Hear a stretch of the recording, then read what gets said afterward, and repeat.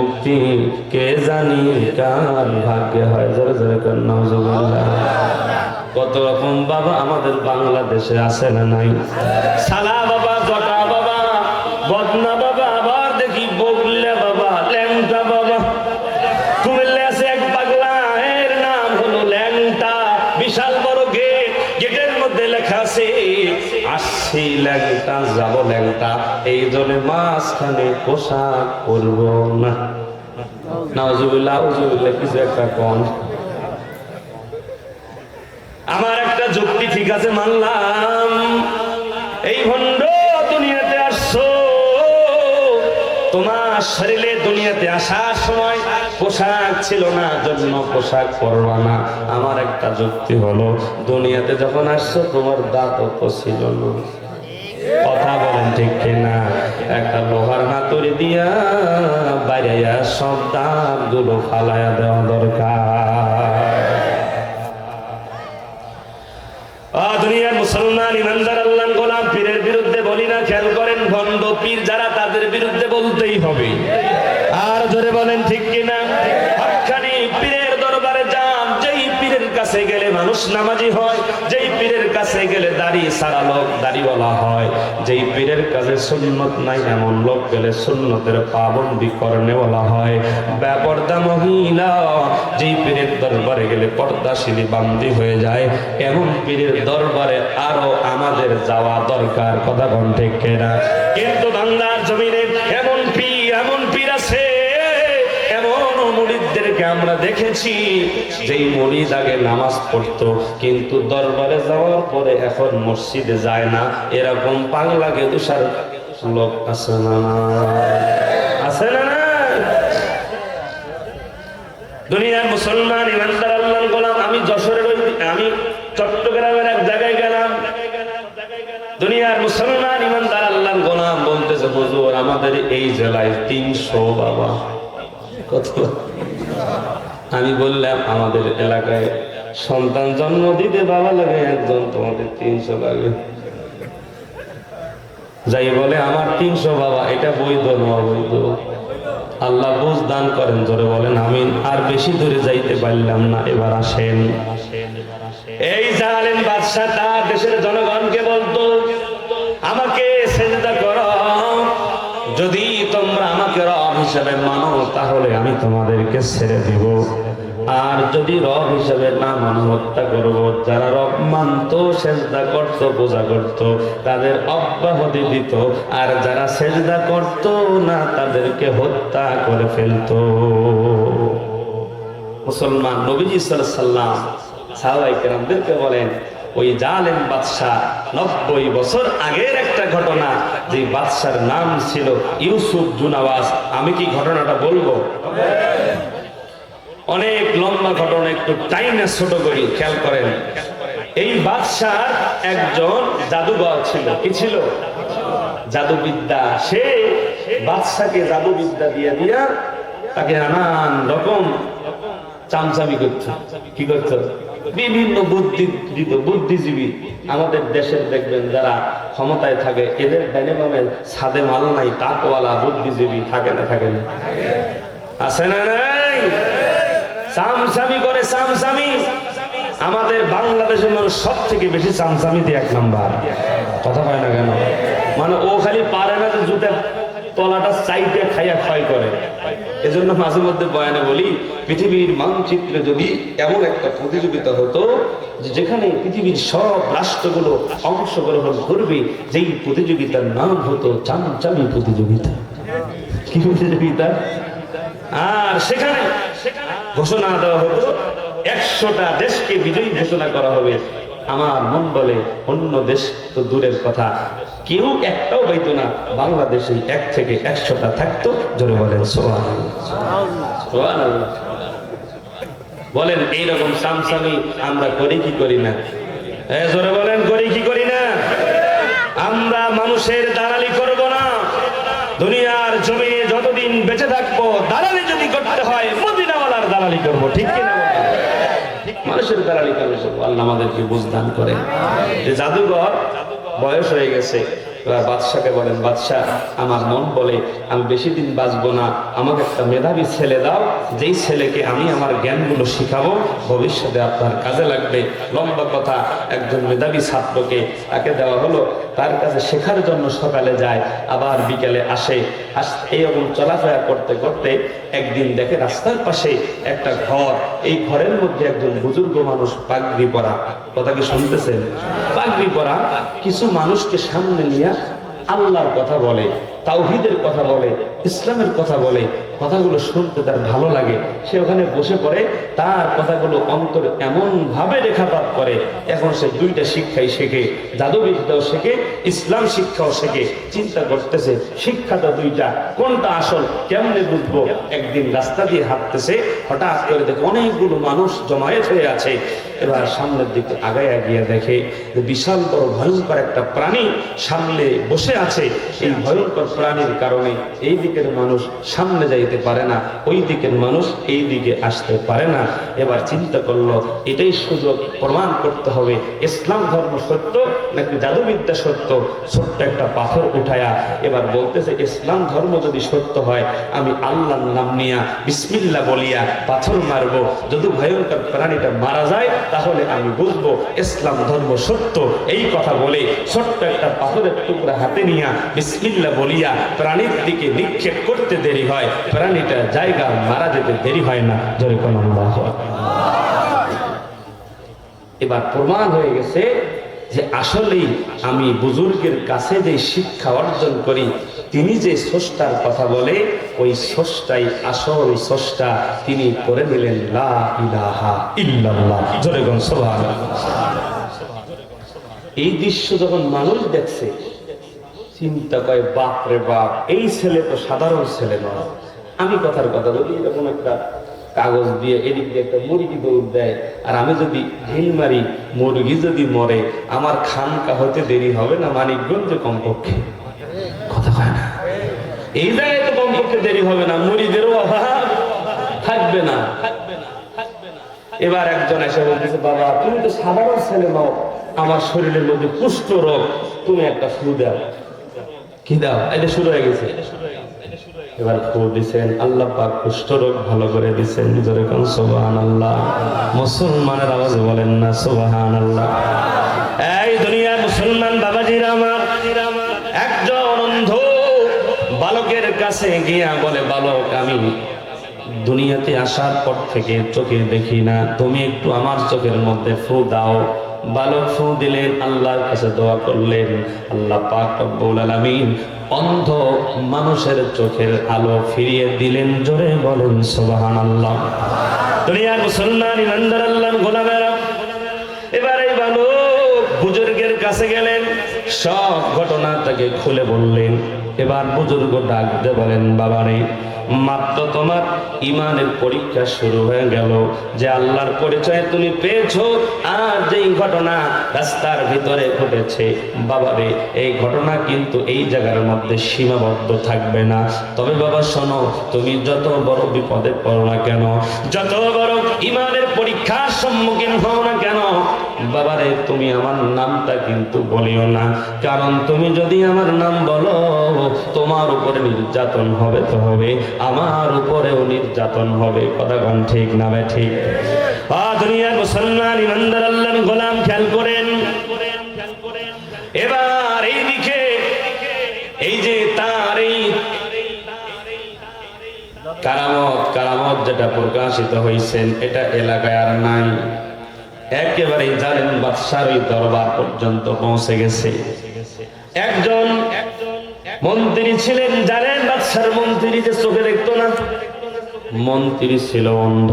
তার কানে কানে গিয়ে একজন বলে, মিয়া আপনি কি খবর পান নাই এমন একজন বালকের আবির্ভাব ঘটেছে, যেই বালক অন্ধ লোকের চোখের আলো ফিরিয়ে দেয়, কুষ্ঠ রোগীর কুষ্ঠ রোগ ভালো করে দেয়। বলে তাই নাকি? বলে হ্যাঁ। এবার একটা বাক্সের মধ্যে টাকা পয়সা স্বর্ণ মুদ্রা জমায়া এই দুনিয়ার মুসলমান বন্ধুরা আমার বালকের কাছে গিয়ে বলে, বালক আমি শুনতে পারলাম তুমি নাকি অন্ধ লোকের চক্ষু ফিরাইয়া দাও। এবার বালক বলেন, মন্ত্রী যা শুনেছেন ভুল তত্ত্ব শুনেছেন, আমি মানুষের চক্ষু ভালো করতে পারি না, কিন্তু ভালো একজন করেন, তিনি আমার খোদা। জোরে কন্যা সুবহানাল্লাহ। দুনিয়ার মুসলমান এবার এই মন্ত্রী ডাকতে বলে, বলো কি বলো, খোদায় কি চোখ ভালো করে? কই আমি তো 24 ঘন্টায় খোদার লগে থাকি, আমার চোখ তো ভালো হয় না। কি বলে? আমি তো 24 ঘন্টা খোদার লগে থাকি। তার মানে মন্ত্রী বলতেছে ইউসুফ জুনাওয়াজি তো আমাদের খোদা, তার লগে 24 ঘন্টা থাকে, আমার চক্ষু তো ভালো হয় না।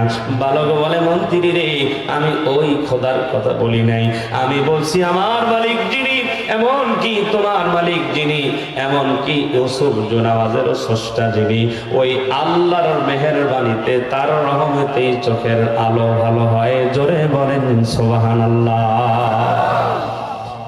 এবার বলতেছে যে তোমার খোদা নিয়ে তুমি থাকো, আমার খোদা নিয়ে আমি থাকি, টাকা পয়সা নাও, চোখ ভালো করে দাও। বলছে এইভাবে হবে না। জোরে বলেন আল্লাহু আকবার। এভাবে হবে না। কিভাবে হবে? আগে আমার আল্লাহর প্রতি ঈমান আনা লাগবে, কালেমা পড়ে মুসলমান হওয়া লাগবে। সুবহানাল্লাহ। লম্বা কথা ভাই। এবার মন্ত্রী চিন্তা করে, এখন যদি ঈমান আনি তা আমার তো খবর আছে, ঠিক না? অনেকক্ষণ চিন্তা করার পরে ভালো করে সিদ্ধান্ত নিল যে মুসলমান হলে যা হয় হোক, যা আছে কপালে দেখা যাবে সকালে, আগে মুসলমান হয়ে নেই, চোখের আলো ফিরিয়ে নেই। কারণ স্ত্রীর চেহারা কেমন, সন্তানের চেহারা কেমন আজ পর্যন্ত দেখতে পারি নাই। সাথে সাথে কালেমা পড়ে মুসলমান হলেন। বালক চোখের মধ্যে ফু দিলেন, আল্লাহর কাছে দোয়া করলেন, আল্লাহ বালকের দোয়া কবুল করে মন্ত্রীর চোখের আলো ফিরিয়ে দিলেন। একটু জোরে বলা যায় না সুবহানাল্লাহ? যেই দোয়াই করে কবুল করেন কে? আরো জোরে বলেন কে? এবার চোখের আলো যখন ফিরে পাইছে, দেখেন অন্ধ মানুষের চলার গতি একরকম, আর চোখ পলা মানুষের চলার গতি অন্যরকম। কথা ঠিক কিনা? তার চলাফেরা দেখে বাদশা বুঝে ফেলছে, কি ব্যাপার, এই তো কানা ছিল, চোখে দেখে কেন? এবার ডাক দিছে মন্দিরে, দিকে আসো, কি ব্যাপার, চোখের আলো কেমনে পাইছো? তখন বলে, আমার খোদাই দিয়েছে। তাই নাকি? আমি আবার কবে থেকে চোখের আলো দেই? আরে খোদা, তুই তো খোদা না, তুই তো হুদা। এটা হলো আমার খোদা যিনি, তোমার খোদা যিনি, তিনি দিয়েছেন। সুবহানাল্লাহ। এবার মেজাজ গরম, ধরো, ধরে মায় বলছে, বল অন্য খোদার সন্ধান কার কাছে পাই না। মারধর করছে, বাধ্য হইয়া বালকের কথা বলছে। লম্বা কথা, বালককে আনছে, বালককে মারধর করছে। এবার ওই বালক ওই বুজুর্গের নাম বলছে। সচেতন জনতা একটু আওয়াজ করে বলেন, জালেম বাদশার সামনে এখন আসামির সংখ্যা কতজন? আর জোরে বলেন কতজন? 3 জন। এবার জালেম বাদশা ইউসুফ জুনাওয়াজ বলে, মন্ত্রী আমার সংসদের সদস্য ছিল, দীর্ঘদিন ক্ষমা চাও, মাফ করব। দেখেন মুসলিম যে হইছেন, ইমানের বল, ইমানের জজবা কত শক্তিশালী। বলে, তুমি আমাকে হত্যা করতে পারো, কিন্তু ঈমান ছাড়বো না। আর জোরে বলেন না ভাই সুবহানাল্লাহ। জালেম বাদশা বলেন, এই 2 জন সৈন্য এদিকে আসো, করাত নিয়ে আসো, করাত। যদি সে ঈমান না ছাড়ে, করাত দিয়ে তাকে দ্বিখণ্ডিত করে হত্যা করব। মাথার মধ্যে করাত ধরলেন। মন্ত্রী বলো, ঈমান ছাড়বা কি ছাড়বা না? যদি ছাড়ো ছেড়ে দিব, আর যদি ঈমান না ছাড়ো, আমাকে খোদা হিসেবে বিশ্বাস না করো, করাত দিয়ে দ্বিখণ্ডিত করব। উচ্চ আওয়াজে মন্ত্রী বলেন, আমাকে দ্বিখণ্ডিত কেন, গোস্তের পিসের মতো যদি পিস পিসে করো, আমি আমার আল্লাহর সন্ধান যে পেয়েছি, ওই আল্লাহর পথ থেকে চুল পরিমাণ সর্বনা সর্বনা ধরে গেল। উপস্থিত ভরা মজলিসে করাত দিয়ে কেটে মন্ত্রীকে দ্বিখণ্ডিত করা হলো। এবার বুজুর্গকে বলছেন, বুজুর্গ ক্ষমা চাও। বুজুর্গ বলেন, জীবন দেব, ক্ষমা চাও না। বুজুর্গকেও হত্যা করা হলো। ভাই একটু চিন্তা করে বলেন, এইরকম সিচুয়েশনে, এইরকম পরিস্থিতিতে আমি যদি পড়তাম, আমরা বলতাম জয় শ্রীরাম, আমার 14 গোষ্ঠী মুসলমান ছিল না, ছিল না। কথা বলেন ঠিক কি? মুসলমান 14 গোষ্ঠী মুসলমান। আমাদের ইমানের হালত এরকম। কথা বলেন। এজন্য ভাই ঈমান এমন একটা জিনিস, ঈমান আছে, নামাজ আছে, রোজা আছে, হজ আছে, যাকাত আছে, সবকিছুর দাম আছে। নামাজ আছে, রোজা আছে, হজ আছে, যাকাত আছে, ঈমান নাই, কোনো আমলের দাম আল্লাহর কাছে নাই। কথা বলেন ঠিক কি না? এজন্য আল্লাহর কাছে সব সময় দোয়া করবেন, আল্লাহ যেন ঈমানের পথে অবিচল রাখে। কারণ আমার কথা নয়, নবীজি বলছেন আমার উম্মতের মধ্যে এমন একটা সময় আসবে, হাতে তালুতে আগুনের টুকরা ধরে রাখা সম্ভব হবে, আমার উম্মতরা ঈমান ধরে রাখতে পারবে না। সকালে মুমিন থাকবে, বিকালে বেঈমান হবে, আবার বিকালে বেঈমান থাকবে, সকালে ঈমানদার হবে। কথা রাসূলের কথা, আমার নয়। এজন্য আল্লাহর কাছে সব সময় দোয়া করবেন, আল্লাহ মৃত্যুর আগ পর্যন্ত ঈমান নিয়ে থাকা, ঈমান নিয়ে বাঁচার, ঈমান নিয়ে মরার তৌফিক দান করেন। জোরে বলেন আমিন। আমার সঙ্গে আওয়াজ করে দিল খুলে পড়েন, ঈমানের পথে অবিচল থেকে আমার মরণ যেন হয়। বলেন, ঈমানের পথে অবিচল থেকে আমার মরণ যেন হয়। তোমারই কাছে মিনতি আমার, তোমারই কাছে মিনতি আমার, মহামহিম দয়াময়।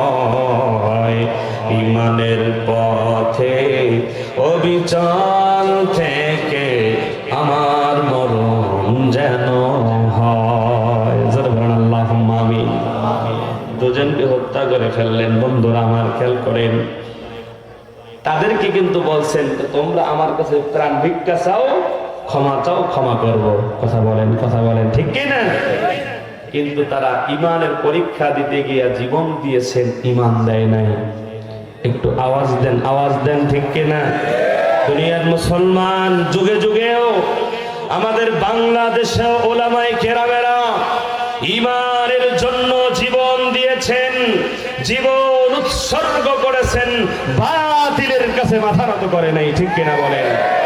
আপনারা সকলেই জানেন, বাংলাদেশের অনেক আলেমদেরকে কারাবন্দী করে রাখা হয়েছিল, তাদেরকে অপবাদ দেওয়া হয়েছিল যুদ্ধ অপরাধী, রাজাকার। কথা বলেন ঠিক কিনা? যেই রাজাকারের গালি, যেই তকমা টুপিওয়ালাদেরকে, আলেমদেরকে লাগিয়েছিল, তারা এই রাজাকার শব্দের জন্যই দেশ ছাড়তে বাধ্য হয়েছে। ঠিক কিনা মুসলমান? কথা বাস্তব কিনা বলেন?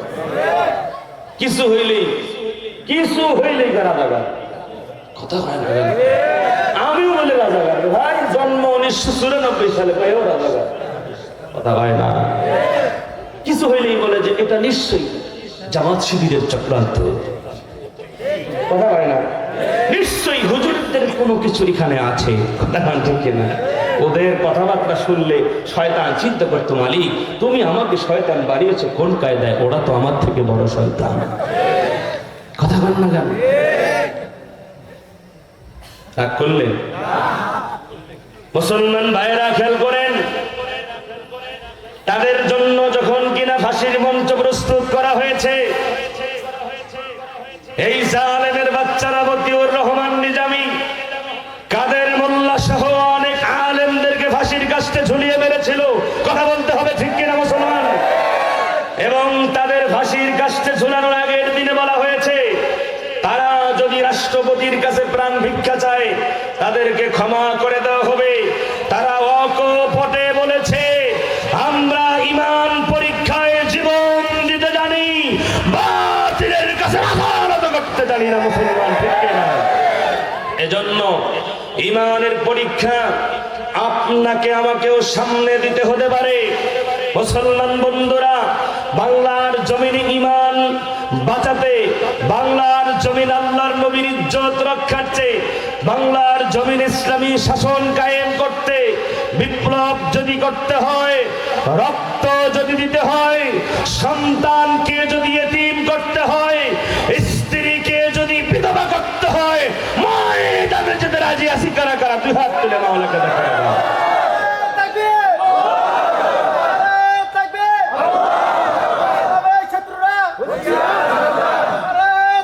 বাবারা, ঈমানের পথ এটা সহজ পথ নয়। ঠিক কিনা?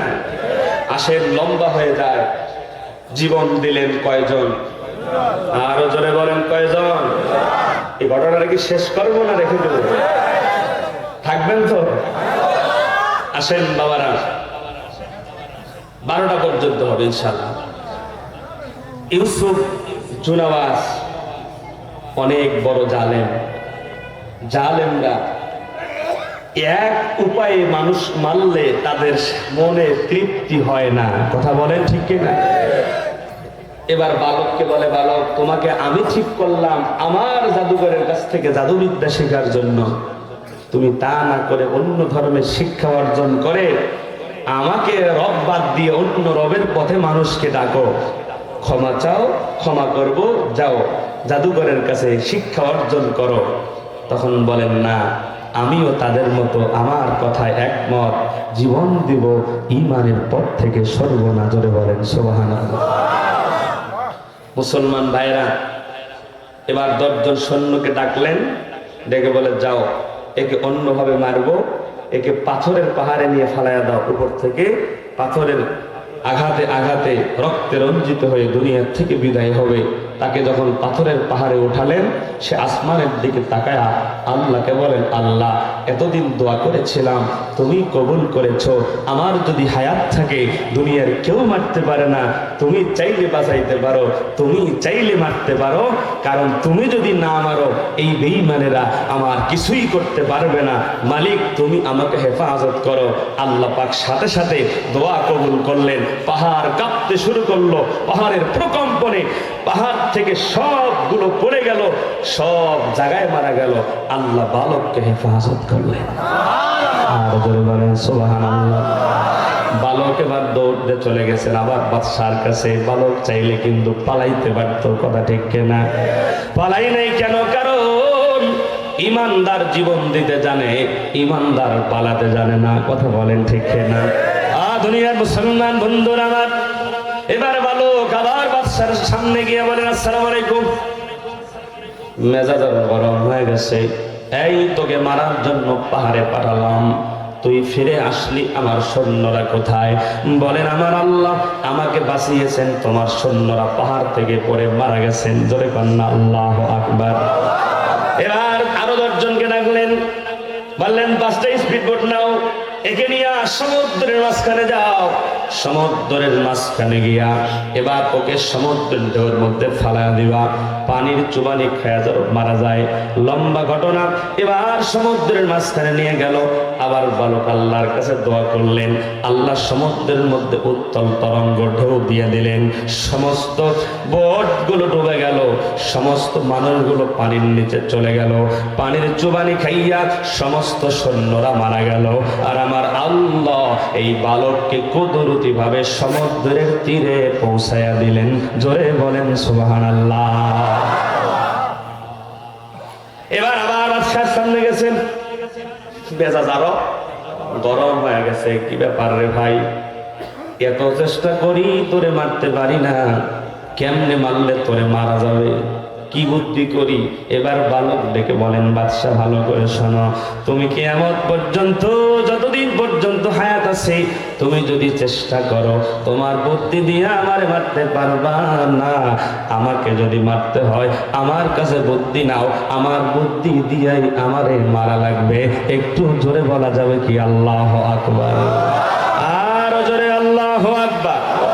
এবার বাদশা বলেন, বলো বলো বলো কি বুদ্ধি? এবার বালক বলেন, তুমি আমার কথা অনুযায়ী রাজ্যের মধ্যে এলান করে দাও, অমুক জায়গার মধ্যে অমুক ময়দানে রাজ্যের সমস্ত জনগণগুলো হাজির হওয়া লাগবে, দুনিয়ার মুসলমান। এবার বাদশা বলেন, এলান দিয়ে দিব, ঠিক আছে, সমস্ত মানুষ আসবে, ঠিক আছে, তারপরে কি করতে হবে বলো? এবার বালক বলে, তারপরে বলবো, আগেরটা আগে করো। জোরে বলা যাবে কি সুবহানাল্লাহ? এবার বালক যা বললেন, এবার বাদশাহ এলান করে দিলেন, করা ভাবে এলান দিলেন, আমি ইউসুফ জুনাওয়াজ ঘোষণা দিলাম, আমার রাজ্যের সমস্ত জনগণ অমুক ময়দানে হাজির হওয়া লাগবে। হাজির যদি না হও ঘরের মধ্যে যদি কেউ থাকো তারে গুলি করে মারা হবে। বলেন তো কেউ থাকবে নাকি? কিতাবের মধ্যে লেখা হয় ওই রাজ্যের শাসন আমলে জনগণের সংখ্যা ছিল 25,000। একটু আওয়াজ দিয়ে বলেন কত হাজার? দুনিয়ার মুসলমান সমস্ত জনগণ গুলো ময়দানে হাজির। এবার বালককে বাদশাহ বলেন, বালক, সমস্ত দেশের জনগণ ময়দানে হাজির হয়ে গেছে। বালক বলো এবার কি করব? বালক এবার ডেকে বলেন, বাদশাহ আমাকে তোমরা বেঁধে একটু উপরের দিকে উঠায় পাহাড়ের সঙ্গে টেক লাগায় দাঁড় করাও। দাঁড় করাবো, ঠিক আছে, তারপরে কি করে? আগে দাঁড় করাও। দাঁড় করালেন। এবার বালক ডেকে বলেন, বাদশাহ শোনো, তোমার বুদ্ধি দিয়া কোনোদিন আমাকে মারতে পারতে না। আমি এখন একটা মন্ত্র তোমারে শিখাই দেব। ওই মন্ত্র পড়িয়া তুমি আমার দিকে তীর নিক্ষেপ করবা। ওই তীর আমার বুকের মধ্যে লাগবে, ওই তীর আমার বুক দিয়া ছিদ্র করে ঢুকে যাবে, আর আমি দুনিয়ার জমিন থেকে বিদায় হব। কিন্তু সত্য হইল যেই মন্ত্র আমি বাদশাহ আপনারে শিখাবো, ওই মন্ত্রটা জনগণের প্রত্যেকের কানে কানে পৌঁছা লাগবে। একটু জোরে বলা যাবে কি সুবহানাল্লাহ? আচ্ছা ঠিক আছে, বলো বলো কি মন্ত্র বলো। এবার বালক দোয়া মন্ত্র শিখায় দেয়, বিসমিল্লাহি রব্বিল গোলাম। অর্থ হইল বালকের যে রব আছে ওই রবের নাম নিয়া আমি বাদশাহ তীর নিক্ষেপ করলাম। জোরে বলেন আল্লাহু আকবার। মুসলমানের আওয়াজে বলেন আল্লাহু আকবার। দুনিয়ার মুমিন এবার এই বালকের শেখানো মন্ত্র এবার বলিয়া বাদশাহ যখন তীর মারলেন, তীর এবার বালকের বুকের মধ্যে লেগে গেল। সঙ্গে সঙ্গে বালক দুনিয়ার জমিন থেকে বিদায় হয়ে গেল। এর মানিকগঞ্জের যুবক, বালক যখন দুনিয়ার থেকে বিদায় হয়ে গেল, ময়দানের মধ্যে কানা গোসা শুরু হয়ে গেল। এবার একে অপরকে বলা বলি শুরু করলো। এই যে বাদশাহ এতদিন পর্যন্ত বালককে মারার জন্য নানা কৌশল অবলম্বন করেছে, কিন্তু বালককে মারতে পারে নাই। বালকের বুদ্ধিতে বালককে মারা সম্ভব হলো। বালক কি দোয়া শিখালো, বালক কি মন্ত্র শিখাইয়া দিল, যেই মন্ত্র পড়িয়া তীর মারার কারণে বালককে মারা সম্ভব হলো। দুনিয়ার মুমিন এবার অর্থ তারা জেনে গেল। যেই মন্ত্রের অর্থ হলো, এই বালক যেই রবের গোলামি করত, এই বালক যেই স্রষ্টার কথা বলতো, ওই বালকের স্রষ্টার নামেই তীর মারার কারণে মারা সম্ভব হয়েছে। বালক জীবন দিয়েছে, বালক জীবন দিয়ে আমাদেরকে একটা মেসেজ দিয়ে গেছে যে ইউসুফ জুনাওয়াজ এ আসল খোদা নয়। কারণ আসল খোদা যদি হতো সে আমারে মারতে পারত। আর আমার শেখানো দোয়া দিয়া মন্ত্র দিয়া আমার রবের নাম নিয়ে তীর মারার কারণে আমাকে মারা সম্ভব হয়েছে। এর দ্বারা বালক বোঝা গেল আমার যিনি সৃষ্টিকর্তা তিনি আসল রব, আর এই ইউসুফ জুনাওয়াজ হলো নকল রব। জোরে বলেন কথা ঠিক না ঠিক?